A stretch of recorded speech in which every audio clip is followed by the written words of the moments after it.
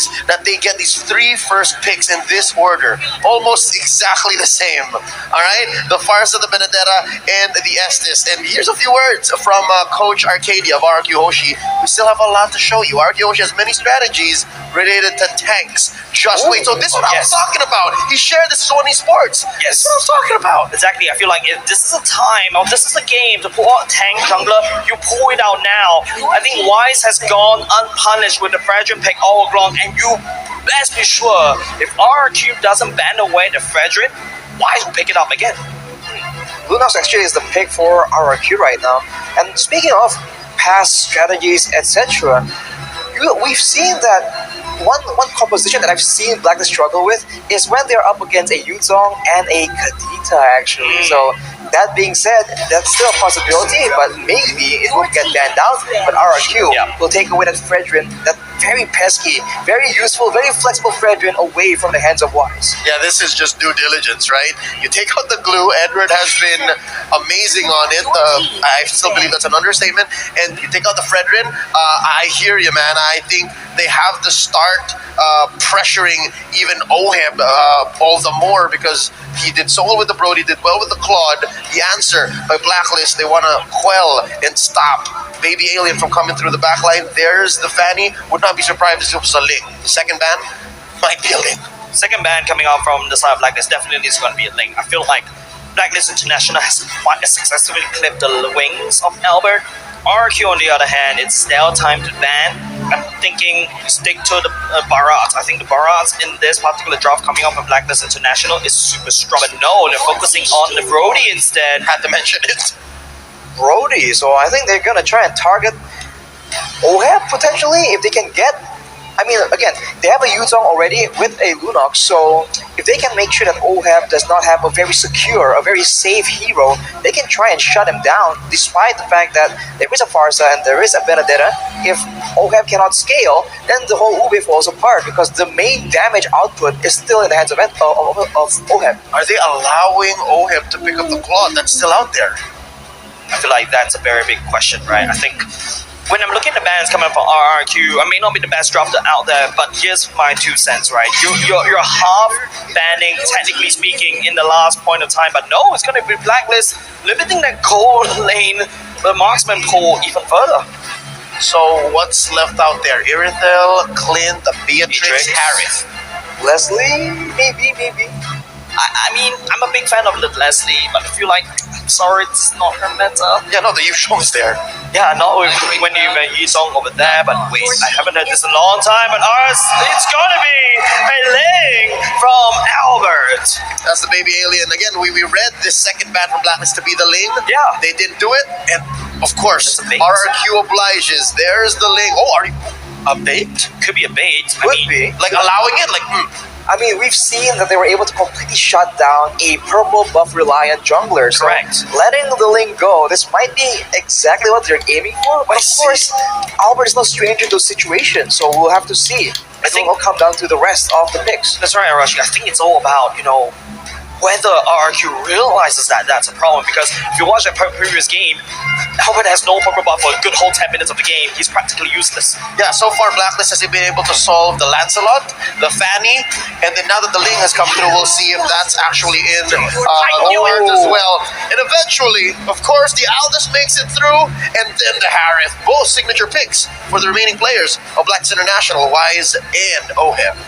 One more pick for RRQ to try and address this issue right here, but it's looking very, very solid. Signature picks all across the board for Blacklist. It's a bit surprising how we ended up here, but considering their hero pool, you can't really say you're that surprised for Blacklist.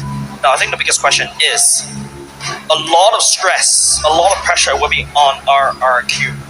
It's up to Vin with the Kaja to try to pick up the right targets. Do you pick up, the Harem that's been zooming around, or do you pick up the Aldous that's going to go to the back line that just wreaks havoc? It's basically like a dive comp coming up from Blacklist International as well. And there's also that global map presence that could match that lane as well. So this is it. If I may, it's a dive comp with a global box. Because again, you have the Farsa, and then you have the Aldous Chase Fate. So as long as Blacklist plays their tempo, then they can do what they're planning. But with the way RRQ drafted, might not be so easy. They have a Yuzhong, they have a Kaja, and then they have a Ling. So there's a lot from the early, mid to late that they can do to disrupt Blacklist International. And this is a pattern we've seen from game number 1. When there are too many problems that Blacklist need to address in the middle of a chaotic fight, sometimes one or two will slip through, and that is all RRQ needs to try and get an advantage. We'll have to see if they are prepared for this essentially triple dive coming from RRQ. But ladies and gentlemen, we're going into game 4, possibly match point. In the studio, we are throwing it over to our Bahasa counterparts. But for all of you all around the world, welcome to the land of Dawn. This is match point. Blacks International sitting at 2-1 against RRQ Hoshi. Really, I cannot emphasize this enough. Match point is what's at stake here, ladies and gentlemen. This is game number 4 in the favor of Blacklist International. RRQ. It's up to them to try to equalize. Results has not been well for the side of RRQ, but Blacklist International, this is still, technically speaking, a upper brackets. I've seen this again and again, but the Aegis has been used very early by Blacklist every single time. Yeah. And look at this roll coming in from Haji. Oh, that's Might just pay a off. lot of damage. The Petrify will be able to walk on the way. It's now Edward time to fly away. McClay is there. He's trying to do it again, but the sun coming out from Blade. What is going on for the side of Blacklist? An eye for an eye. Edward missed it, and that's just how the world goes. Everyone blind when violence rules. Oh man, this is what I was talking about. This is what we were talking about. Yeah. If RRQ puts so much on the board, Blacklist can't answer back. Another thing that RRQ needs to really pay attention and take advantage of this is the potential, the fact that early game, Blacklist should be weaker. Of course, they have a lot of late game heroes right here. Too many. And in the mid lane, at least, the Farsa can be a big problem, but everyone else needs time to scale, especially OHAP and Wise, the two main carries. So that is the window that RRQ can take advantage of, and they are no stranger to this position. They know how to take advantage of their opponent's weaknesses. Yeah, something interesting as well. If you notice how Wise is actually taking the stacks, but hold on, Skylar is actually getting caught by this Estes circle as well. Vin doesn't really have the ultimate, so has to out of that. They touch and they go. Skylar takes some damage. Lord spawning in a few seconds. You can see how Wise is hovering around his purple. And you mentioned those stacks. Yeah, this is just Blacklist effort to stop this rampage of RRQ in the early game. I mean, now with the turtle spawning, actually, not the Lord Leo, a bit too eager here, but Skylar here gets jumped on. Ball's going in. Haji will be in and out the left by the air strike. At the same time, it's going to be in. Doesn't really have the divine judgment. He's actually going to get denied. Not a very good fight coming up from RRQ, losing their marksman, but here we come. Oh, Vin, okay, gets marked, but Blacklist will not pull that trigger. Oof, that's unfortunate, man. They almost got the kill onto OHAP, but they're a bit too clear with it. The battle spells are available, but as a result, they're able to get the turtle, knowing that there's a lot more members of Blacklist in the bottom lane. Edward is coming in, being a bit of a menace there.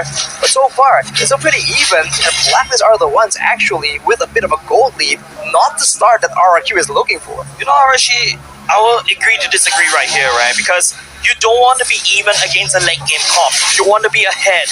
Right now, RRQ is just barely scratching the surface in terms of the goal lead of Blacklist. But let's take a look at the items there. Well, I mean, you can see that the far side is building towards the Club of Destiny. Later on, that will be a big problem. The earlier Haji gets it, the more it's going to be a problem. But for now, you can see Albert just happy feet, dancing around. Happy feet. But there's just, without a real solid engage, so far no real movements happening just yet. Vin, though, is the one person that can change that. You know what surprises me is the fact that top lane has become mum. After that action-packed 30 seconds, Edward and R7 are like, yeah, no, we're not doing it. But bottom, though, Zaman forced out, and Vin and the rest of our Yoshi in the vision, in the sights of Blacks International. Again, I miss this. This is one key use of the Aldous ult. It's just for pure vision. Just using it for vision, that is definitely a creative use of the ultimate. And knowing how Blacklist can maneuver around with vision, right, with information, that is a very dangerous weapon, and RRQ needs to respect that. At any moment, they like setting up traps, and it can be exposed by that Aldous as they make a move towards the bottom side, but yet no real result right here. That's the problem about the Kaja, right? You need to rely on the flicker ultimate to land down these struts. Like, let's take a look at the emblems for now. As both these two teams, they won't be able to find anything on the bottom side. Just a lot of movement speed and cooldown. I mean, it's just how it is, right? Utility becomes so important for both these teams right now because both of them are not making simple mistakes. They need to be forced into those errors. Otherwise, it's going to be a very slow and calculative game. So, with that being said, I think that RRQ has a few more tools to work out with. The Blacklist have the counters as well. This is why the drafting phase was just so confusing, so difficult to predict. Yep. Again, something tells me that Aldous band from a couple of games back in the series, Coach Arcade and Coach Achel, they were on the Blacklist. They knew that this was up. So here, 5 minutes in, second turtle going for free over to RRQ Hoshi. Blacklist knows their timing still. They know that this is not the time to fight. I respect that, right? If you notice, even the crowd, they identify that there's no point for Blacklist to try to contest the turtle. RRQ, I think the main goal right now is to try to take down as much structures as possible, especially the top-bottom side. You don't want to allow Wise to just walk around gaining resources.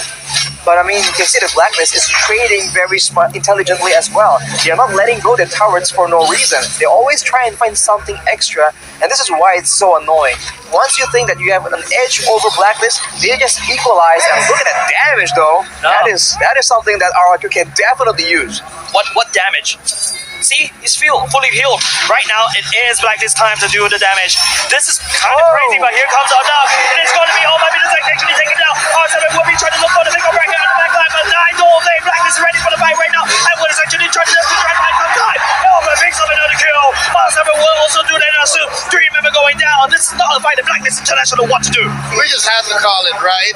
Vin, with just a split second to the side, pulls Oh My Venus into RRQ's death ball, and they get 3 for free. Now they're going to capitalize and push this top lane tier 1, and now the map is much smaller. How can Blacklist recover? I mean, James was saying, what damage? That's the damage you're looking for, man. When they combo the spells properly, that is a lot of potential pick-off for the side of RRQ. It's not just Vin pulling out Oh My Venus to ensure that no healing is done. It's also R7 with his eyes set onto Haji in every single fight, one-shotting him if the Petrify is available. It's not so easy for Blacklist. Again, yes, they have the vision. Yes, they have the box, the space. But when you're fighting a lineup like RRQ has, again, that's a mid-Lunox. Real wall manipulation. Sorry, not the real wall. Fat airstrike going in. Nothing can be found for now. Skylar doesn't connect the random shot. I think right here, Blacklist International is just desperately buying for time. This goal lead still okay for RRQ, but I think they need to do more. They need to crack open mid lane. They're still leading right now, but they're also working against the clock. The late game is dangerous, but the early game. And we're getting surprised, but he'll be able to get out alive right into the healing hands of all my Venus. That is the question I ask you, Arashi. What damage? Well, fortunately, Edward was able to survive in the situation, and all Blacklist are the ones actually trying to make a play, but they're sandwiched between RRQ. That might not be the best result. And not only just that, it's going to be Skylar getting tagged by the Elders as well. Haji going in, the Zaman Force already commented at the same time. No, force to use the Brilliance, but now R7 is looking for the engage. Albert trying to look for the backline. It's going to be the Zaman Force, but Albert will be taking down the Queen for now. This is not a fight once again. Blacklist is not ready, and they will lose 2 members. This is a battle of combat mobility, right? There's map mobility, there's combat mobility. You saw how Wise had to walk through the walls. You saw that he was like, oh, Albert, that's not fair. You're on top of the walls. He just couldn't join the fight. And that's just one weakness that Blacklist has just built in. And now, RQ's going to choke off those resources. Yeah, this is tough. This is revenge from game 3. RRQ is saying that this is personal. Literally taking away the purple from Blacklist. Looking at the items right here, Blade of Despair, Animal Elastic Roar, completed for Skylar. It's going to be a lot of damage, but looking at R7, he only has the Hunter Strike. That will be plenty to deal with any squishy member. And as you mentioned, Leo, if they can't kite away, if they can't find ways to survive from the Black Dragon, it's going to be a very tough backline play for Blacklist International. And look at the clapback, right? Look at the capitalization of RRQ. Straight up, going for that inhibitor. They popped the shield, they left the Oh my Venus! No way! Finn going in for the normal healing from the side of Blacklist. Blacklist, but it is going to be RQ losing R7 for just that. Wow, that was a great play, but R7 goes in very, very aggressively, and unfortunately he gets taken out. It might not be the best scenario that RRQ is looking for, but nonetheless, they're taking away all the turrets available for Blacklist, trying to make sure that they have all the macro advantages they need to deal with an Aldous in the late game. You know what's curious is in that engagement, Oh My Venus didn't use the ult, Oh My Venus didn't use the Aegis, so something tells me it was all according to plan. Exactly. Blacklist, Oh My Venus has died probably 2 times already without activating the ult, without activating the Aegis. This is not a very good game. Blacklist is still not on form yet. Right now, RRQ, they have the tempo and they're trying to push as much as possible. This is, once again, a little bit too personal against Blacklist. They want to make sure that they get all the plus available denied from the side of Blacklist International. But Haji secures it. Haji secures But that. yet Haji is able to secure it. This is why it's just so irritating. But now knowing now that R7 has the Petrify available, it's going to be a very dangerous fight for Blacklist to try and commit to if they want to try and contest this Lord. Yep, it's already spawned, and there's 4 men here. R7 in the wings. Clay just making sure that they make quick work of it. And just like that, Blacklist on the back foot. Wise securing what little resources he can. Run, Rise! Oh! That's all of RRQ on you. Finn, conceal play going in slow, and the other goes up. Wise will be the victor of RRQ's feisty pickup. That is a potential, man. When you have the map control, you can ensure that even though Wise is near his turret, it does not even matter. Everyone else needs to deal with the other lane, and that is how you can break up this team fight-centric composition from Blacklist International. That damage. And the items right here, Cup of Destiny and Lightning Truncheon gun for both the Lunox and the Farsa. But on the other hand, Demon Hunter Sword built by Skylar to ensure that in those long prolonged team fights, the DPS will still be readily available. Worst case scenario, Blacklist International loses an inhibitor or 2. Best case scenario, they find a way to defend inside their base. But at 11 minutes, with almost 7k ahead, RRQ Hoshi, it's looking like it's worse for wear now. They can't fight, not like this. Better strike going in at the same time. The Brandon Shaw will be able to call it on Haji, but the double hotline is already getting broken for now. Being tried up now, and it's once again the Queen. But we will not be able to survive any longer. It's going to be Wide trying to chase out, trying to move, but the Lord is actually forgotten about the side of Blacklist. RQ, they take the Queen and the top side. 2 for 1. And throughout all this, they take out Skylar, and OM is sitting at 0, 0, and 4. Albert choking away at Wise's resources. Arashi, at what point can we say that Blacklist can clap back and Blacklist find a way in? Because so far, RRQ, I think they're willing to make these trades for permanent objectives. I mean, RRQ, they've lost like 5 gold lead, but no, Haji's getting shoved on. Oh no, that is big problem for the side of Blacklist. Owen trying to desperately trying to shut down the dreams of RRQ, but he will lose his life as well. It's just 3. It's a scrappy fight. This is a reckless trading Yeah. being done by RRQ, and it's not good. Whenever teams start trading kills back and forth, the team with the late game composition usually comes out on top. With a Harith, with an Aldous in their squad, it's going to be a bit dangerous for RRQ to keep doing this. They have to play calculated and ensure that Blacklist gets locked into their own base, because otherwise it's going to be very difficult. Man, look at this. Wise is just like getting free stacks. Yeah. Just serving up to him like a on a silver platter. Like a buffet. Like a buffet. Like a buffet. He's building a hybrid. This is the El Clasico Aldous Blacklist build. You have the Brute Force, you have the Thunderbelt, 1 Malefic Roar just for sure, just for safety, and then he's building an Athena's Shield. For RRQ Hoshi, I mean, again, they've grown so much from the draft from game 1 to 4 so far. Coverage, check. Protection, check. Aggression, check. And now, this is a Luminous Lord. This could be it. If RQ takes this, and then they win more team fights, it's over. We're going to game 5. It's about the positioning of Haji. That's a lot of damage coming out from Skylar, but Oh My Venus is around there. I don't like how Oh My Venus is actually positioned, and once again, right into the edge! Oh, Finn! Real home animation, that's really trying to cover the damage, but R7 will be there. It's gonna be like this is the actual. So here comes Wise! He is hungry for the kills, and Blacklist International shuts down RRQ. 3 for none. 3 for none, and they're gonna go for the Lord right at the least point, right where you did not expect it. Blacks International claps back in just in time. R7. Oh, R7, another lane over to side of Wise. The stack is so unsurmountable. Haji forces the Elba to run away. Lord given over to Blacklist. 4v1 Arashi. What's RRQ to do here? They have to try and recover, man, but the gold lead is down to 1.4k only. It is a very dangerous situation for RRQ to be in.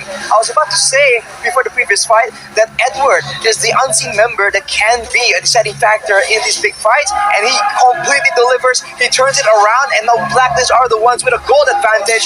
What a disaster for RRQ. Once again, it's so weird to be fighting on this side of the map. Haji activated badass right at the same time. Finn wouldn't be able to catch up with anyone for now. And it's going to be RRQ zoning Blacklist zoning RRQ away. For the better part of 15 minutes, I get you, Jays. The fact that we haven't seen Blacklist cross the river in so long, that's just a result of the hard work of the mission accomplished by Agent Zero. You're right, Edward has been doing so much to draw lines across the map to make sure the Blacklist can make moves and can clap back the way they have now. And just like that, the gold lead swings over it. Is that, Albert failed! Albert take it! missed the purple and will get ultimate right now. It's been a moment on the side of RRQ as well. And this is a big problem. Blacklist International has a bit of gold lead. Off the bat, Blacklist International now has the lead. They have equalized in the gold division. They have a lead in range, and they also have a lot more sustain and an infinite scaling hero. On paper, this is a done deal, but RRQ, they are known to do something so crazy it might just work. That is what we're looking for right here. They have tried to just pick up all my Venus and Haji, and so far it's been working kind of. It is something better though. Wrong neighborhood, Vin. That's a bad place. Surprise is going to be OM as well. There's no way OM to be in. But here comes Wise. Savage right for the back line. Look at the damage coming out from Wise on top of OM. It's on top of the Skylar, and none of the RRQ members actually fall. The fight comes into all of it. So long like this needs desperately to get out of the way. Albert, the healer, is gone. RRQ, they're ready to breathe. They're looking to end the game. This is personal. The last two members of Blast International on the map, Edward and Wise. No way. RRQ are on a manhunt. No way. Wise, it's over. It's over. 5v1. Edward, he's fighting for dear life. Can he do it? No. I don't think so, Leo. RRQ will be equalizing this series.